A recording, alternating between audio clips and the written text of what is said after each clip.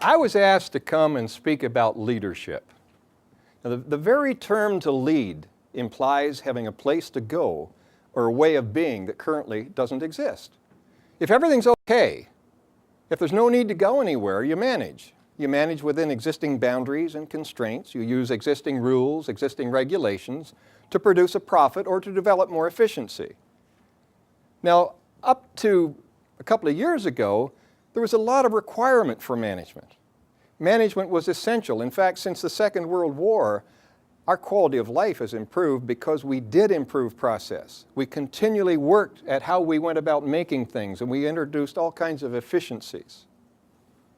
But what's happened as we progressed with this attachment to quality, this attachment to efficiency, is something's been lost in the process. We've lost a little bit of ourselves in our effort to produce efficiency. And when I say leadership, I want to draw a distinction between leadership and management. Management is planning, staffing, directing, controlling, all the things that positions are required to do to get together and produce results. You can take a management team, and the management team will produce a strategic plan. They'll set goals. It'll come down to the individual. Individuals will have position descriptions. The position descriptions will work together so that when it's laid out, the goals are produced and the results are produced. That's the assumption. But behind all of these positions, there are people.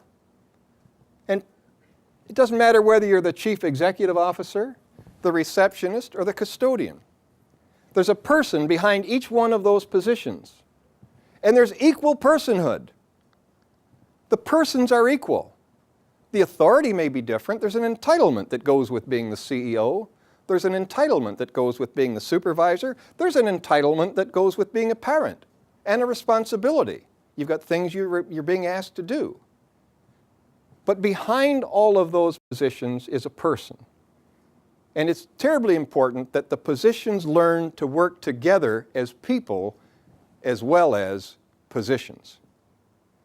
Leadership is about will to win, the desire to belong, whereas management is about producing results, getting clarity, establishing processes, and working at creating efficiency.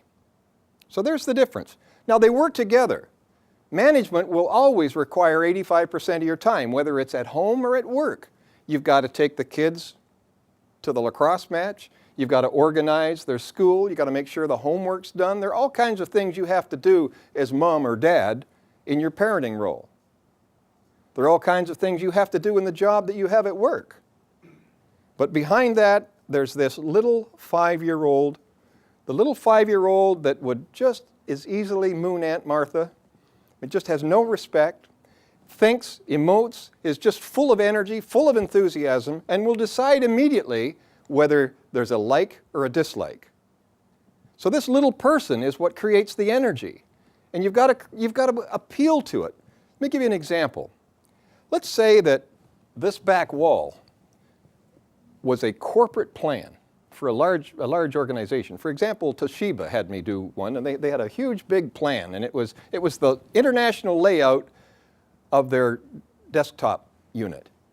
And you could go through all the bits and pieces. It was laid out. There were graphs, there were charts, there were numbers, and it made perfectly good sense. And all the adults in the room, all the positions, all the managers were sitting there as they went through it and going, yep, I can see it, And the objective was that the CEO wanted the positions to get the picture, to see what was in the game plan. Where are we going? What's our strategy? What do we want to have happen?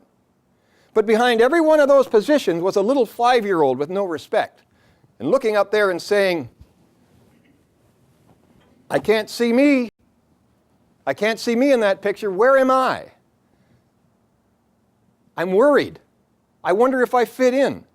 So even though the manager was getting the picture, there was a little 5-year-old that was a little uncertain about it all.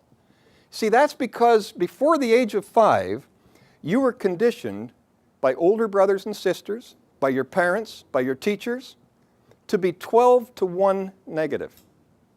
If you're average, you'll have 12 negative thoughts go through your mind before there'll be a positive one.